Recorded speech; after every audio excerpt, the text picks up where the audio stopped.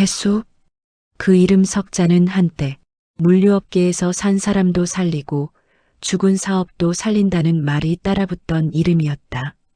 단 한 번도 손해보는 계약을 하지 않았고 한 번 약속한 납기일은 태풍이 몰아쳐도 지켜냈다. 그런 사람이라 모두가 박 회장님은 진짜 기업인이지라 말했다. 하지만 지금 그의 손에는 서류가 없다. 그 대신 손때 묻은 찻잔 하나가 있을 뿐이었다. 그가 세운 태성물류는 이제 두 아들의 손에 넘어갔다. 아버지, 이제 그만 쉬세요. 이제 시대가 달라졌어요. 효율과 속도가 중요하지 사람 정 같은 건 안 통합니다. 아들들의 말은 공손했지만 그 속엔 이제 당신의 시대는 끝났다는 확신이 담겨 있었다. 그 말을 듣던 태수는 천천히 고개를 끄덕였다.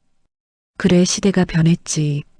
그는 담담히 웃었지만 그의 눈빛은 오래된 나무처럼 단단했다.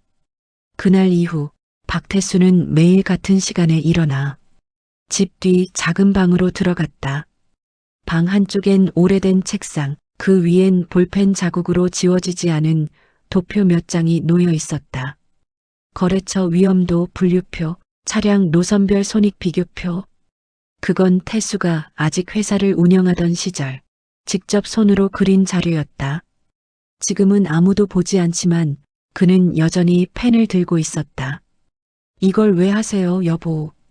이제 다 넘기셨잖아요. 아내 정화의 말에 태수는 짧게 웃었다. 습관이지. 버릇처럼 생각나는 거야. 이 구간 운송비를 줄이지 않으면 또 흔들릴 텐데. 정화는 그 말에 대답하지 못했다.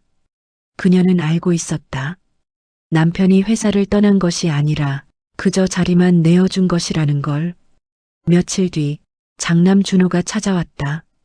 아버지, 회사는 잘 돌아가니까 걱정 마세요. 이번에 신기술 시스템도 도입했어요. 그래, 그거 좋지. 근데 거래처는 뭐라 하디?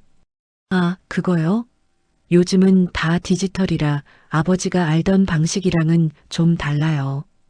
태수는 고개를 끄덕였지만 속으로는 불안한 예감이 스쳤다. 그는 조용히 말했다. 준호야, 거래처는 기술보다 신뢰야. 계약서보다 사람을 먼저 챙겨야 한다. 아버지, 그런 말씀 이제 좀 옛날 얘기죠. 요즘 세상에 그런 감정적인 방식은 통하지 않아요. 그 말에 태수는 더는 말하지 않았다. 아버지의 말이 끝났다는 신호를 아들도 알았다. 준호는 인사만 남기고 떠났다. 남겨진 태수의 손이 미세하게 떨렸다. 그러나 그 떨림은 분노가 아니라 놓아줘야 한다는 체념과 놓을 수 없는 무게의 사이에서 오는 떨림이었다. 며칠 뒤 회사에서 들려온 소식. 신기술 투자 비용이 예상보다 늘어났대요. 협력사 한 군데가 계약 철회했다네요. 태수는 조용히 커피를 내려놓았다. 아내가 물었다. 당신 또 회사 걱정이지? 그는 웃었다. 걱정이 아니라 그냥 계산을 해보는 거야. 요즘은 수치가 안 맞으면 위기가 빨리 오거든. 정화는 더 묻지 않았다. 그녀는 남편이 여전히 회사의 맥박을 느끼고 있다는 걸 알고 있었다. 며칠 후 태성물류 회의실. 아버지 또 전화하셨어요. 또요? 무슨 얘기길래 그렇게 매번요? 이번엔 계약 조건을 다시 검토하래요. 운송 구간 단가가 너무 높다고. 박민호는 피식 웃었다. 아버진 아직도 손익표를 손으로 적으시나 봐요. 우리 시스템은 AI가 자동 분석해요. 그런 구식 방식으로 뭐가 달라지겠어요. 그래도 틀린 말씀은 아니잖아요. 비서 김주연이 조심스레 말했다. 민호는 짧게 한숨을 내쉬었다. 주연 씨, 우리 아버지는요, 세상 변한 걸 못 받아들이는 분이에요. 그냥 마음만 좀 존중해드리면 돼요. 그 무렵 태수는 밤마다 회사의 재무 보고서를 훑었다. 자신이 예전에 직접 만들어둔 문서, 양식 덕분에 그는 지금도 손쉽게 흐름을 읽을 수 있었다. 3개월이면 현금 흐름이 막히겠군. 그의 중얼거림은 오래된 시계 초침 소리와 섞여 방 안에 울렸다. 그리고 펜으로 한 줄을 적었다. 거래처 비사계약 재검토, 운송 리스크 증가. 그 메모는 다음 날 아내의 손에 들려 조심스레 아들에게 전해졌다. 너희 아버지가 이거 좀 전달해달래. 엄마 또요? 이제 그만 좀 하시라 그래요. 준호는 무심하게 메모를 책상 한쪽에 던졌다. 그리고 몇 주 뒤 그 거래처가 실제로 계약을 파기했다. 그제야 준호는 멈칫했다. 메모를 다시 꺼내 읽었다. 거래처 비사계약 재검토. 그 밑에는 작게 적힌 글씨. 돈보다 관계를 잃지 말아라. 그날 밤 준호는 술 한 잔을 들이키며 중얼거렸다. 아버지 그 말 진짜 맞았네요. 하지만 태수는 그 사실을 모른다. 그는 그저 다음 날 새벽 또 다른 노트를 꺼내들 뿐이었다. 다음 위기는 6개월 안에 온다. 준비할 사람은 지금부터 움직여야 한다. 이제 그는 회사 밖의 사람이 아니라 보이지 않는 곳에서 회사를 지키는 사람이었다. 아들들은 여전히 그를 늙은 사람으로 불렀지만 그의 머릿속은 여전히 현장에 있었다. 그리고 그는 알고 있었다. 다음 위기가 다가오고 있다는 걸. 박태수가 회사를 세운 건 IMF 직후였다. 모두가 무너질 때 그는 오히려 기회를 봤다. 위기는 준비된 사람에겐 문이지 낭떠러지가 아니다. 그의 첫 회사는 단 세대의 트럭으로 시작했다. 트럭의 적재함보다 더 무거운 건 책임감이었다. 그는 새벽 4시면 이미 현장에 나가 있었다. 운전기사들과 함께 트럭에 올라타며 말했다. 이 일은 물건이 아니라 사람을 옮기는 일이야. 우리 손에 달린 건 신뢰다. 그 한마디는 태성물류의 초석이 되었다. 당시 사람들은 그를 일밖에 모르는 미친 사람이라 불렀지만 그 미친 집념이 결국 회사를 세웠다.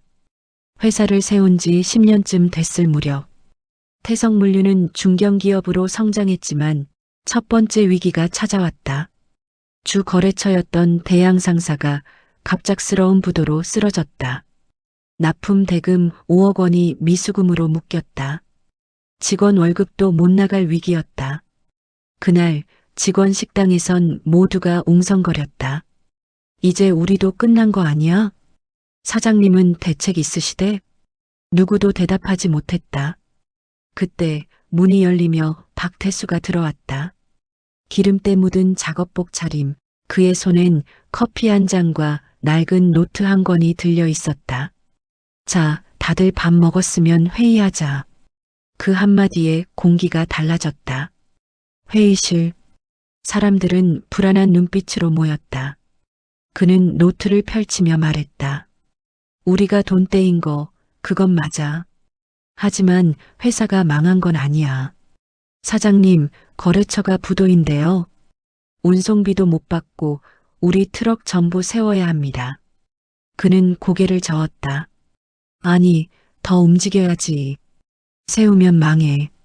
돌리면 살아. 그게 무슨... 그는 펜으로 칠판에 그림을 그렸다. 대양 상사가 망했지만 거기 물건 받던 업체들은 아직 살아있어. 그쪽이 지금 납품이 끊겨서 난리야. 우리가 그 공백을 메우면 오히려 일거리가 늘어. 모두가 숨을 죽였다. 그는 이미 계산을 마친 듯 말했다. 오늘 밤 바로 트럭 2대 동원산업으로 보내. 내가 직접 가서 계약 따올게. 밤이 되자 그는 직접 운전대를 잡았다. 그의 손에는 장갑 대신 만년필 자국이 남아 있었다. 사업가이면서 현장이 그의 전쟁터였다. 동원산업 공장 앞에서 그는 사장을 기다렸다. 새벽 3시가 다 돼서야 그가 모습을 드러냈다. 태성물류라고요? 지금 다들 겁나서 운송 안 하려는데 왜 굳이? 박태수는 단호히 말했다. 겁나니까요. 겁날 때 움직여야 먹고 삽니다. 그 말 한마디에 사장은 미소를 지었다. 그날 새벽 두 사람은 커피 한 잔으로 계약을 맺었다. 그 한 건의 계약이 회사를 살렸다. 대양 상사의 빈 자리를 메우며 태성물류는 새로운 시장을 차지했다. 그로부터 일주일 뒤 사무실은 다시 분주해졌다. 직원들의 얼굴에 웃음이 돌아왔다. 사장님, 이거 진짜 대박이에요. 운송량이 2배로 늘었어요. 태수는 담담히 말했다. 그게 위기를 버틴다는 거야. 무너지면 남이 먹고 버티면 우리가 먹는 거지. 그는 책상 서랍에서 낡은 볼펜을 꺼냈다. 그리고 수첩에 한 줄을 적었다. 위기를 기회로 바꾼 사람은 결국 사람을 믿은 자였다. 몇 달 뒤 기자들이 찾아왔다. 회사가 위기 때 어떻게 살아남았는지 기사로 내보내고 싶습니다. 박태수는 웃으며 말했다. 우린 특별한 일한 게 없어요. 그냥 할 일을 한 거지. 그날 저녁 그는 직원들과 삼겹살을 구워 먹으며 말했다. 다들 고생했다. 이 맛이 바로 회사 살린 고기 맛이다. 모두가 웃었다. 그날 그의 눈엔 눈물 한 줄기가 비쳤지만 아무도 그걸 보지 못했다. 세월이 흘러 그의 두 아들이 회사를 물려받았을 때 박태수는 조용히 그날을 떠올렸다. 그는 여전히 그 노트를 갖고 있었다. 위기는 겁낼 일이 아니라 사람을 다시 믿게 만드는 기회다. 책상 위엔 그 문장이 흐릿하게 남아 있었다. 아들들은 그 낡은 글씨를 보며 말했다. 이런 낡은 방식이 지금도 통할까? 박태수는 조용히 미소 지었다. 세상은 변했지만 사람은 그대로야. 그의 눈빛엔 오랜 세월을 버텨낸 사람만이 가진 확신이 있었다. 며칠 뒤 회사의 신입 비서가 그 노트를 발견했다. 그녀는 조심스럽게 물었다. 이 글씨 혹시 회장님 거예요? 아들은 대답하지 않았다. 그 대신 노트 마지막 페이지를 바라보았다. 위기란 결국 누가 끝까지 책임질 수 있느냐의 문제다. 그 문장을 읽는 순간 그들은 깨달았다. 아버지는 단순한 경영인이 아니라 세월을 견디는 법을 아는 사람이었다는 것을.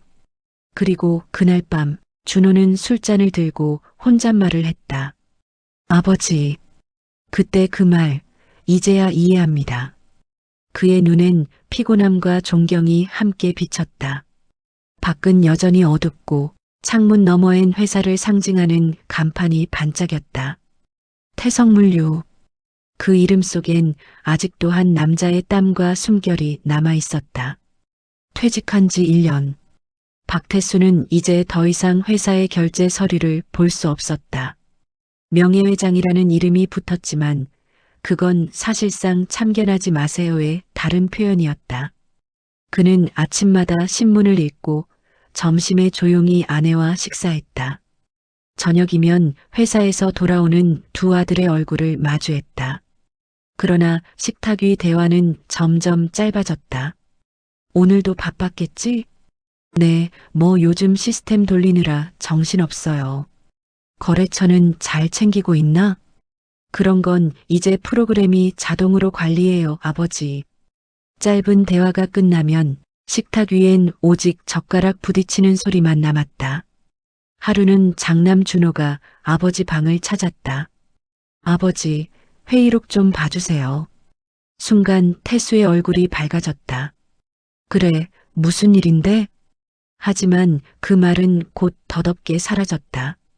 아, 회의록 결제가 아니라 어디 보관해야 하는지 여쭤보려고요. 이제 저희가 전자결제로만 해서요. 그래, 그렇구나.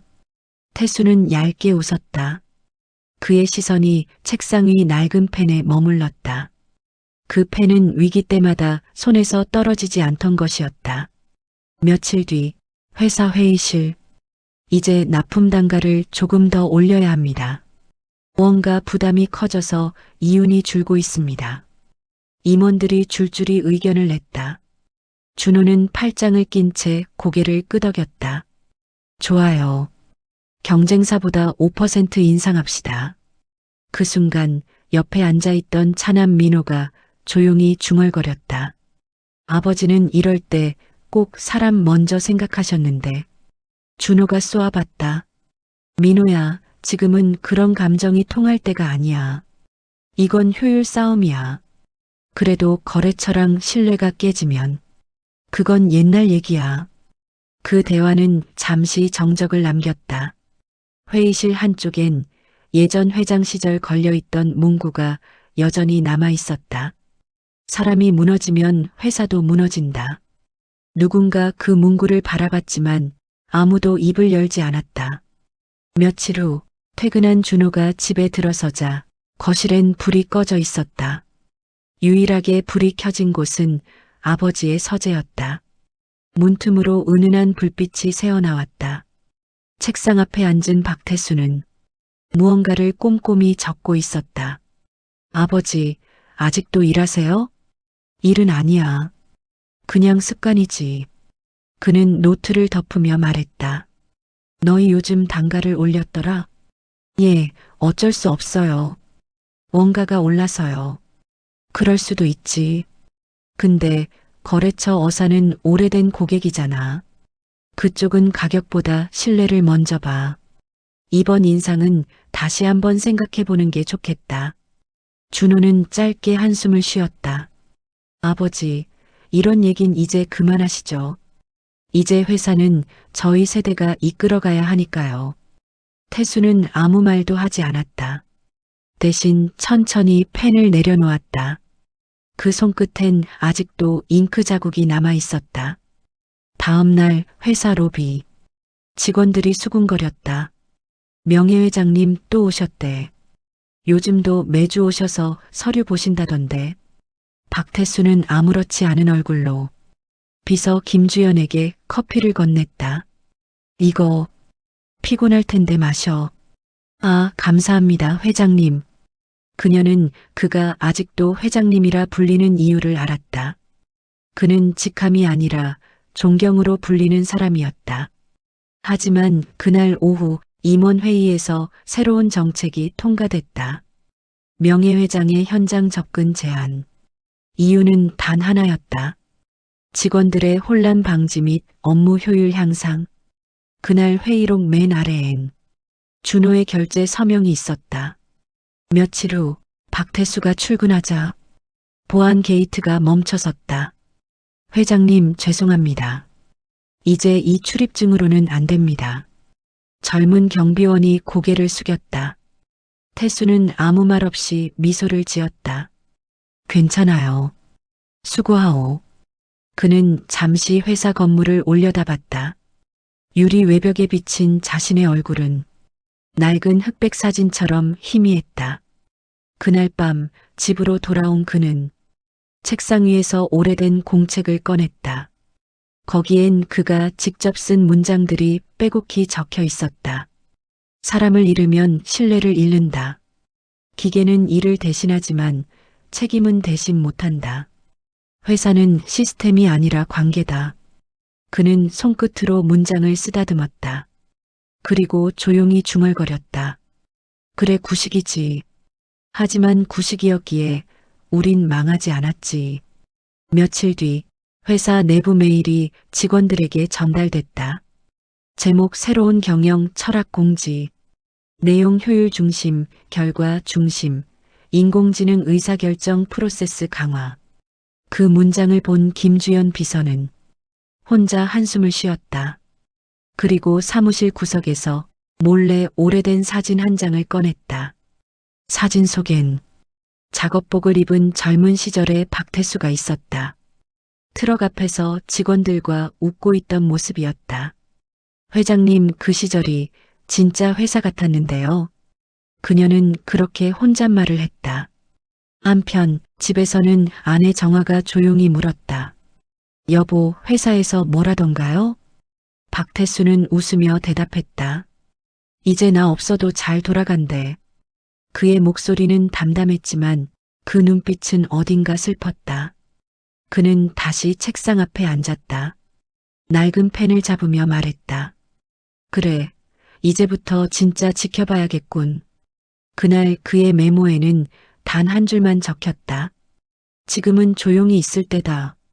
하지만 지켜보는 것도 일이다.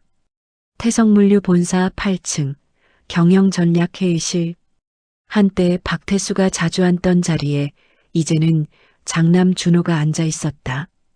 벽엔 AI 기반 물류혁신, 효율이 미래다라는 문구가 붙어 있었다. 그 아래엔 직원들의 긴장된 눈빛이 모여 있었다. 이번 분기 실적, 목표 대비 18% 하락했습니다. 재무팀장이 보고서를 내밀었다. 준호의 미간이 깊게 찌푸려졌다. AI 예측 시스템이 빗나갔다는 거야? 예, 주요 거래처 두 곳에서 물량이 줄었습니다.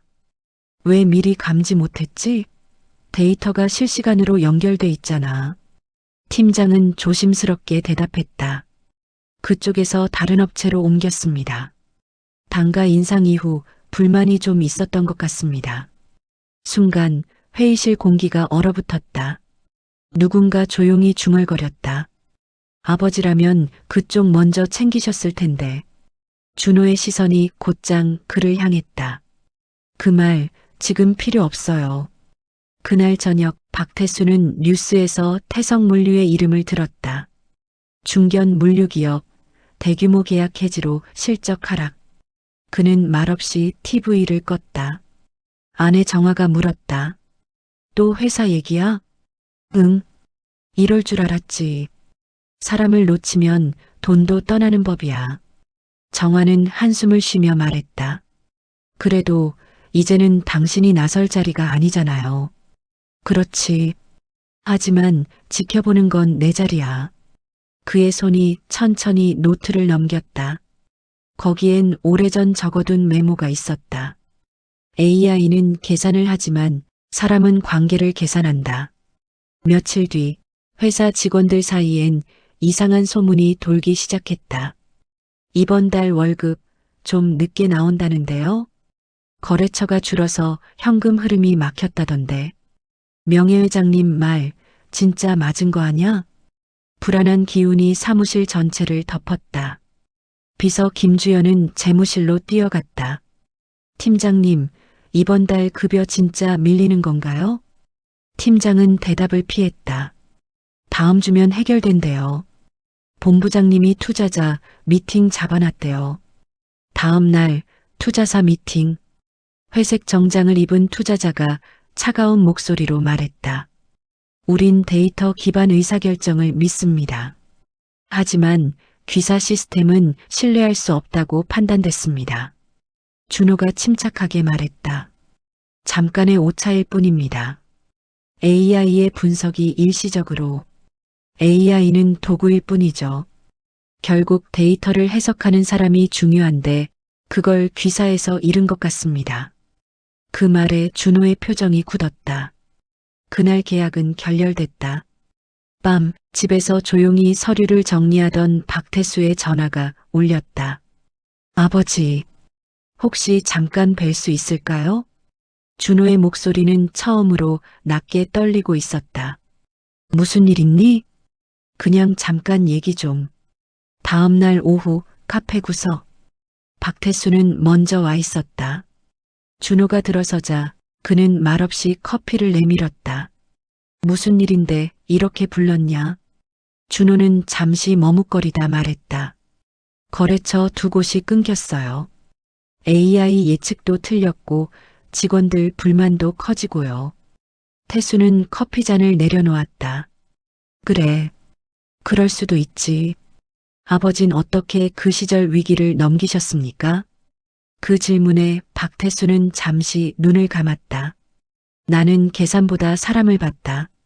서류보다 표정을 읽었고 숫자보다 목소리를 들었지. 지금은 그런 시대가 아니잖아요. 그렇지. 그래서 너희가 위기에 빠진 거야. 준호는 그 말에 아무 대꾸도 하지 못했다. 며칠 뒤 회사는 내부적으로 긴급 구조조정 계획을 발표했다.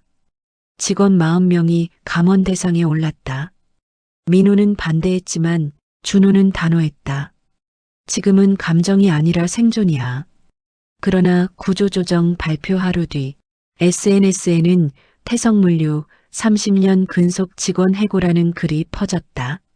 사람 중심 경영으로 알려진 회사의 이미지는 하루 만에 무너졌다. 그날 저녁 박태수는 창밖을 바라보다가 전화기를 들었다. 준호야, 오늘 뉴스 봤다. 아버지, 지금은 말씀하셔도. 그래, 아나마. 그냥 하나만 기억해라. 회사는 시스템이 아니라 사람이 지키는 거다. 전화가 끊겼다. 태수는 깊은 숨을 내쉬었다. 책상 위의 낡은 명함이 그의 시선을 붙잡았다. 박태수 태성물류 창립자. 신뢰는 물류의 첫 출발지다. 그는 조용히 명함을 덮으며 말했다. 그놈의 AI가 신뢰는 계산할 수 없지. 며칠 후 사무실 내부 직원 몇 명이 수군거렸다. 이번 달도 급여 늦는다는데요. 명예회장님 시절엔 이런 일 한 번도 없었는데. 김주연은 창밖을 보며 중얼거렸다. 이 회사 진짜 흔들리기 시작했네. 그때 로비 한쪽 스크린에 회사 홍보 영상이 흘러나왔다. AI로 연결된 효율의 시대, 태성물류가 이끕니다. 그 자막 아래 직원들은 아무 말도 하지 못했다. 이제 누구도 믿을 수 없었다. 박태수는 그 모든 소식을 들으며 다시 펜을 들었다. 노트의 첫 장에 이렇게 썼다. 이제 기다릴 때다. 무너지는 걸 보며 배울 때. 그의 눈빛은 여전히 단단했다. 세상이 무너져도 그는 알고 있었다. 진짜 위기는 실적이 아니라 중심이 흔들릴 때 온다는 것. 태성물류의 복도는 요즘 유난히 조용했다. 낮인데도 사무실 불빛은 희미했고 직원들의 표정엔 피로가 묻어 있었다. 이번 달도 적자라네요. 본부장님이 투자사 만나러 갔다던데. 다들 버티는 분위기래요. 그 말 속엔 끝이 다가오고 있다는 기운이 섞여 있었다. 그날 밤 집의 서재 불빛이 다시 켜졌다. 박태수는 낡은 노트를 펼쳐들고 있었다. 언제나처럼 펜 끝으로 글씨를 하나씩 눌러 적어 내려갔다. 위기는 숫자가 아니라 방향이다. 길을 잃은 배는 속도를 내선 안 된다. 그는 천천히 중얼거렸다. 저놈들이 지금 속도만 내는구나. 방향도 잃은 채. 며칠 후 아내 정화가 회사에 다녀온 큰아들의 얼굴을 보고 물었다. 무슨 일 있어? 얼굴이 잿빛이네. 별일 아니에요. 그냥 피곤해서요. 그러나 그의 손끝은 떨리고 있었다.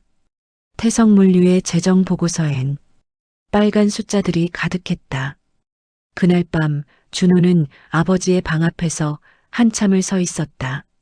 문틈으로 새어나오는 불빛, 낡은 펜이 긁히는 소리, 그리고 종이를 넘기는 규칙적인 소리. 그는 조용히 문을 열었다. 아버지, 아직 안 주무셨어요? 응. 잠이 안 와서. 준호는 잠시 머뭇거리다 조심스레 물었다.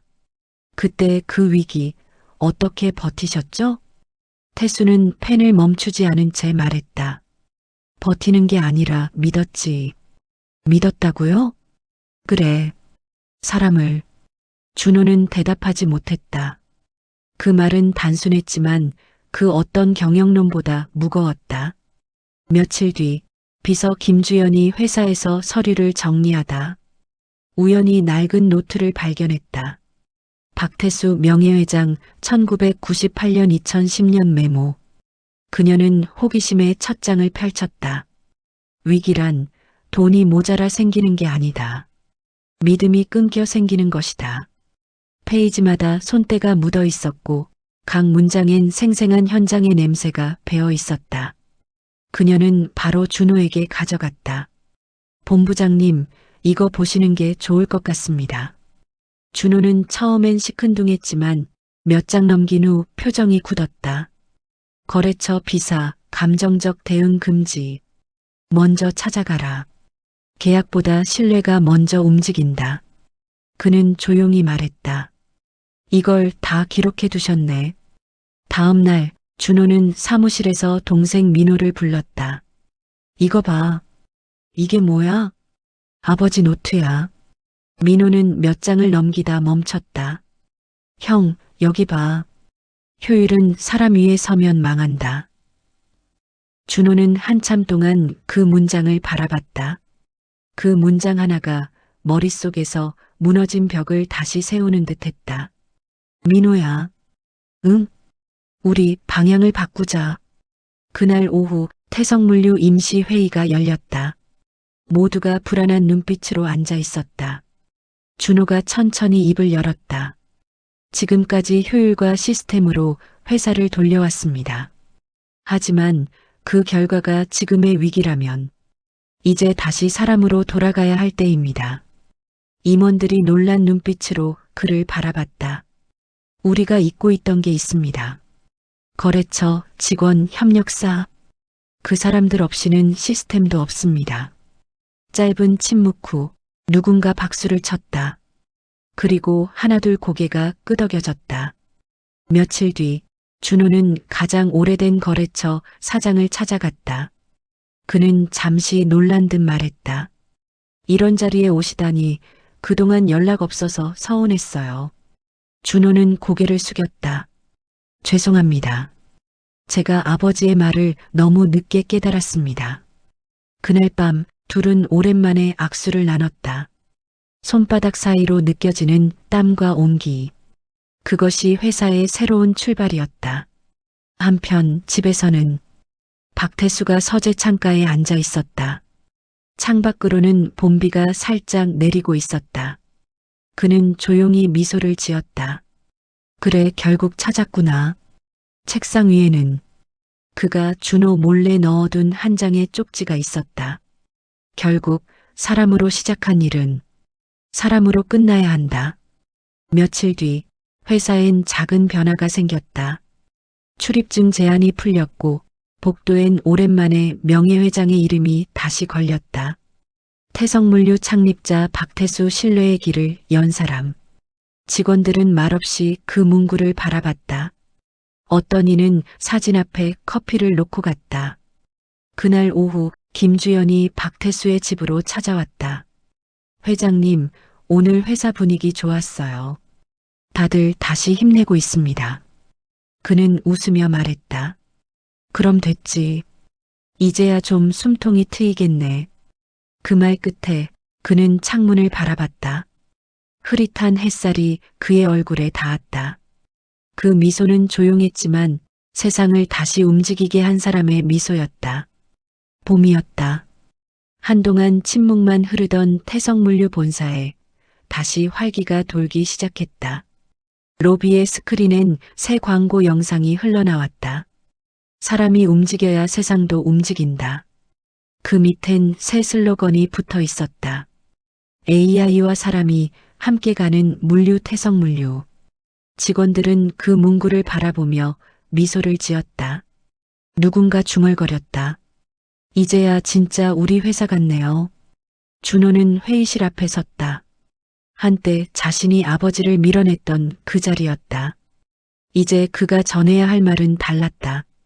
우리가 잃은 건 기술이 아니라 마음이었습니다. 그래서 이제 다시 시작하려 합니다. 효율이 아니라 신뢰로. 회의실은 잠시 정적에 잠겼다. 그리고 누군가 박수를 쳤다. 그 박수는 점점 커져 방 안을 가득 채웠다. 며칠 후 태성물류는 새로운 프로젝트를 시작했다. 동행 프로그램 함께 가는 운송. 기계와 사람이 역할을 나누는 시스템이었다. AI는 경로를 계산하고 사람은 거래처와의 신뢰를 책임졌다. 데이터는 방향을 주고 사람은 관계를 만든다. 그것이 아버지의 문장 그대로였다. 오전 6시 트럭 기사 박기호가 출근 준비를 하며 말했다. 이제 다시 돌아왔네요. 예전 느낌이. 조수는 웃었다. 회장님 철학이 살아있다는 게 이런 거죠. 그들이 출발할 때 회사 간판이 부드럽게 햇살에 반짝였다. 그 옆엔 새 문구가 추가되어 있었다. 태성물류 창립자 박태수 신뢰로 길을 만든 사람. 한편 박태수는 집 마당 의자에 앉아 있었다. 따뜻한 햇살이 그의 얼굴을 감쌌다. 신문을 보던 그는 미소 지었다. 태성물류 위기 극복 후 새 비전 발표. 기사를 다 읽고 그는 조용히 신문을 접었다. 그때 현관문이 열리고 준호가 들어왔다. 아버지, 잠깐 시간 되세요? 태수는 고개를 들었다. 무슨 일인데? 준호는 잠시 머뭇거리다 작은 명함 크기의 금색 배지를 꺼냈다. 명예회장 박태수, 이거 다시 회사에 걸고 싶어요. 아버지가 만든 길이니까요. 태수는 잠시 말이 없었다. 그리고 천천히 고개를 저었다. 걸지 마라. 왜요? 그 자리는 너희가 채워야 할 자리야. 나는 이미 다 걸어뒀다. 마음에. 준호는 그제야 웃었다. 역시 그러실 줄 알았어요. 며칠 뒤 회사 로비엔 작은 전시대가 세워졌다. 그 안엔 오래된 노트 한 권이 놓여 있었다. 커버엔 흐릿한 글씨로 적혀 있었다. 박태수 1998년 첫 위기 노트. 그 아래엔 짧은 문장이 새겨졌다. 모든 시작은 사람으로부터. 직원들은 출근길마다 그 앞을 지났다. 누군가는 잠시 멈춰 읽었고 누군가는 손끝으로 표지를 스쳤다. 그 노트는 이제 회사의 상징이 되었다. 며칠 후 김주연 비서가 회의실 앞에서 준호에게 말했다. 본부장님, 요즘 회사 분위기 정말 좋아요. 신입사원들도 다들 자부심 느낀대요. 준호는 웃으며 대답했다. 그건 아버지 덕분이죠. 회장님이 다시 출근하시면 좋겠어요. 그분은 이미 출근하고 계셔요. 그 말에 주연은 고개를 갸웃했다. 준호는 창밖을 가리켰다. 트럭들이 줄지어 떠나는 아침, 햇살이 반짝이는 그 장면 속에 그의 아버지가 있었다. 그 시각 박태수는 집에서 아내 정화와 함께 커피를 마시고 있었다. 정화가 물었다. 이제 정말 마음 놓이죠? 응, 이제야 놓인다. 그의 시선이 멀리 회사 쪽으로 향했다. 저놈들이 이젠 나보다 훨씬 잘해. 그럼 된 거야. 정화가 미소를 지었다. 당신 덕분이에요. 아니, 사람 덕분이지. 그의 눈빛이 따뜻하게 반짝였다. 햇살 속에서 그의 주름 하나하나가 빛났다. 며칠 뒤 태성물류의 공식 홈페이지 첫 화면이 바뀌었다. AI보다 앞서는 힘, 사람의 진심. 그 아래엔 박태수의 친필 사인이 새겨져 있었다. 창립자 박태수. 그날 밤 박태수는 서재에서 오래된 펜을 다시 손에 들었다. 노트의 마지막 페이지에 조용히 한 줄을 적었다. 내가 만든 길 위를. 이제 그들이 달린다. 그는 펜을 덮고 창밖을 바라봤다. 멀리서 들려오는 트럭의 엔진 소리가 마치 심장 박동처럼 들렸다. 그의 입가에 아주 미세한 미소가 번졌다. 그래, 잘 달려라. 이젠 너희 시대다.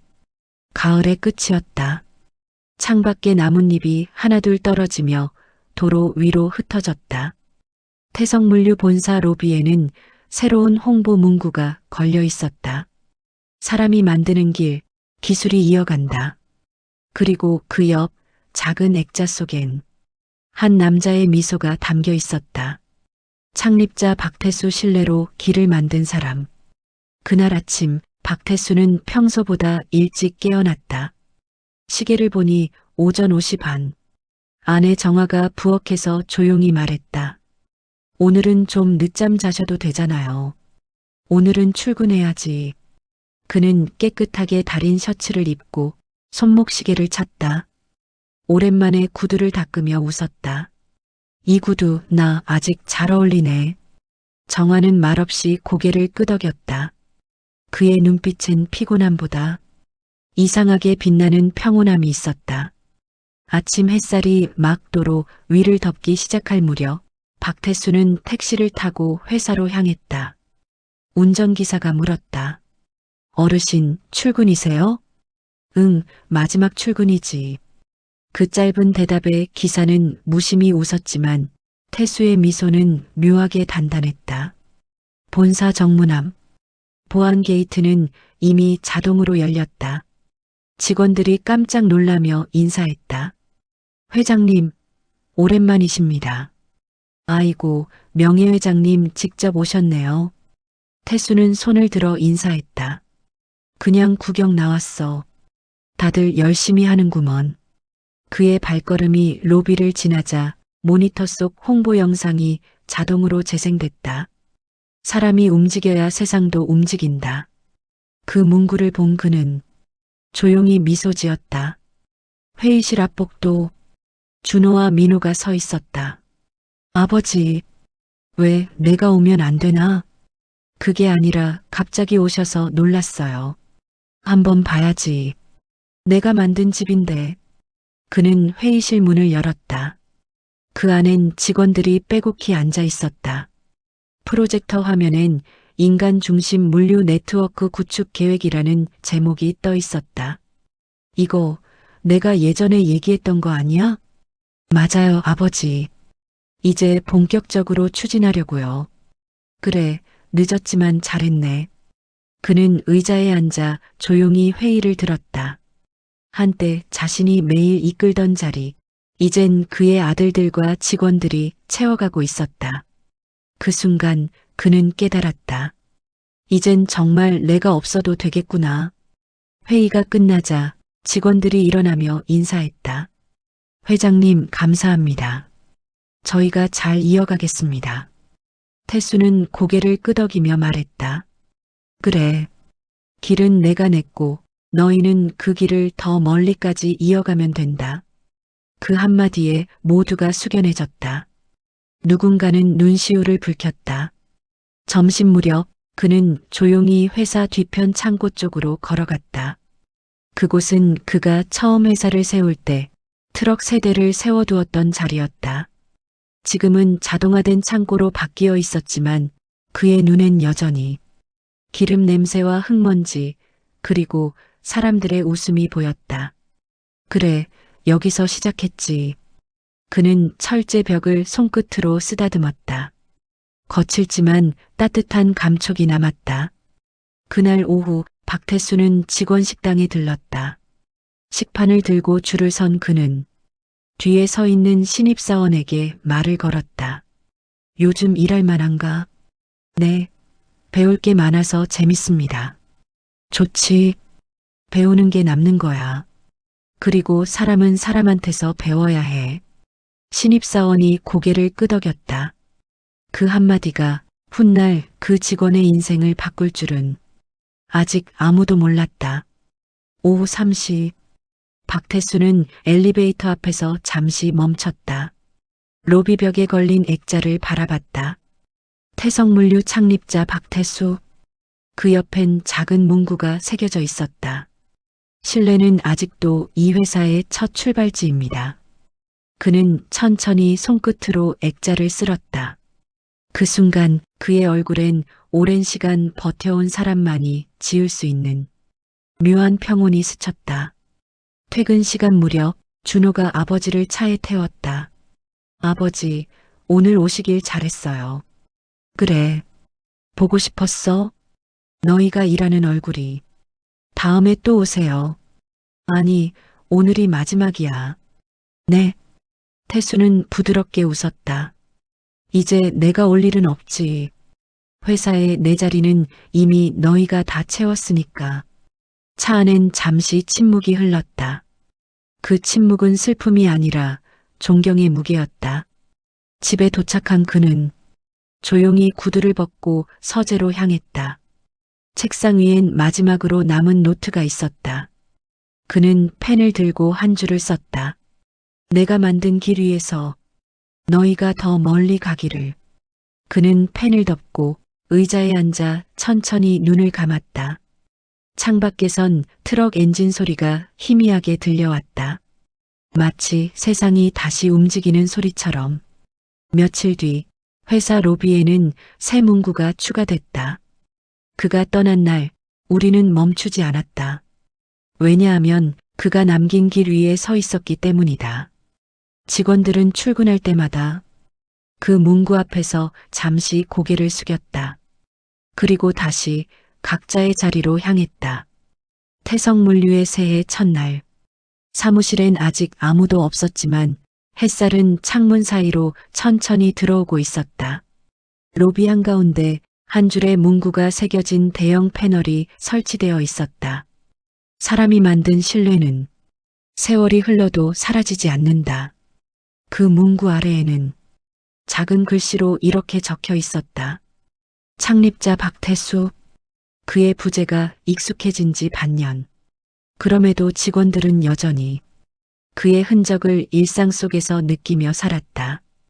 회의실 안 한 신입사원이 말했다. 이럴 땐 회장님이라면 어떻게 하셨을까요? 잠시 정적이 흘렀다가 팀장이 미소를 지었다. 그분이라면 사람 먼저 생각해라 하셨겠지. 그 짧은 대답에 모두가 고개를 끄덕였다. 아무도 강요하지 않았지만 그의 철학은 이제 태성물류의 공기처럼 스며들어 있었다. 준호는 새벽마다 회사 앞을 한 바퀴 돌았다. 예전엔 실적과 효율만 계산했지만 이제는 직원들의 얼굴을 보며 걸었다. 오늘도 잘 지내나? 어제 거래처 미팅 고생 많았지? 그의 말투는 점점 아버지를 닮아갔다. 그리고 그건 직원들 사이에서도 곧바로 느껴졌다. 요즘 본부장님 완전 회장님 판박이야. 말투, 걸음 다 똑같아요. 누군가 농담처럼 말했지만 그 말 속엔 따뜻한 존경이 섞여 있었다. 그날 오후 회사 창고 한쪽에서 작은 소란이 났다. 신입사원 한 명이 실수로 배송 서류를 잃어버린 것이다. 죄송합니다. 진짜 죄송합니다. 그의 얼굴이 새파래졌다. 그때 준호가 다가왔다. 괜찮아. 실수는 누구나 하지. 중요한 건 다음엔 잃지 않는 거야. 그 말은 과거 박태수가 한 신입 기사에게 했던 말과 똑같았다. 그때도 지금도 그 한마디가 사람을 다시 일어서게 했다. 며칠 뒤 박태수의 기일이었다. 본사 1층 로비에는 직원들이 하나둘 모였다. 누구의 지시도 없었지만 자연스럽게 모두가 그 자리에 섰다. 그곳엔 한 컷의 사진이 걸려 있었다.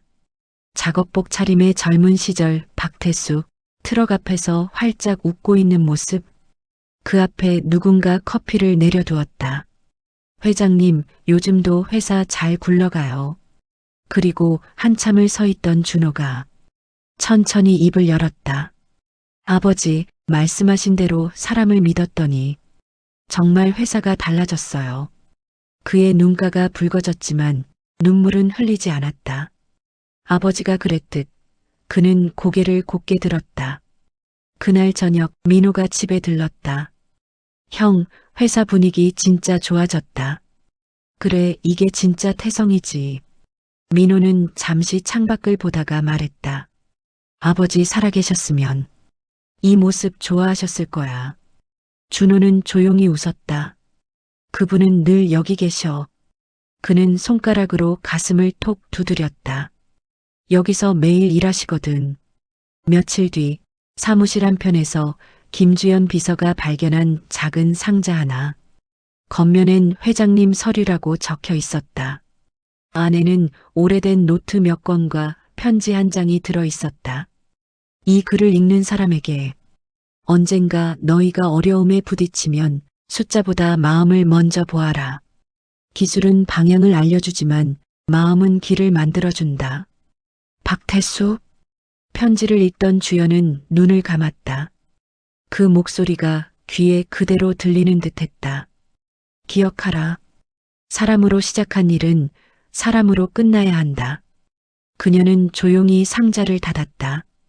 그리고 창밖으로 보이는 트럭 행렬을 바라봤다. 햇살에 반짝이는 그 장면은 마치 누군가가 여전히 회사를 지켜보고 있는 듯했다. 그날 밤 준호는 회사 옥상에 올라섰다. 도시의 불빛 너머로 트럭들이 줄지어 움직이고 있었다. 그 길은 마치 하나의 거대한 생명체처럼 보였다. 그는 혼잣말처럼 중얼거렸다. 아버지, 당신이 만든 길 위를 우리가 걷고 있어요. 그리고 앞으로도 계속 걸을 겁니다. 그의 눈빛은 더 이상 흔들리지 않았다. 그건 한 세대가 완성된 눈빛이었다. 며칠 뒤 태성물류는 새로운 비전 발표 영상을 공개했다. 화면엔 오래된 흑백 사진이 하나씩 떠올랐다. 박태수가 트럭 옆에서 웃고 있는 장면, 직원들과 함께 회식하던 모습, 그리고 마지막으로 그의 손글씨. 신뢰는 물류의 첫 출발지다. 그 문장이 사라지며 새 문구가 화면에 떠올랐다.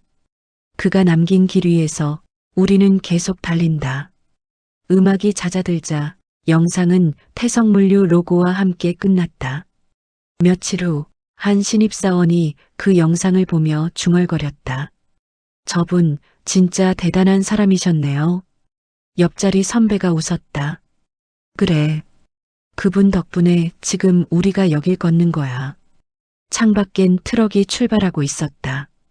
햇살은 여전히 길을 비추고 그 길 위엔 박태수가 남긴 믿음이 흐르고 있었다.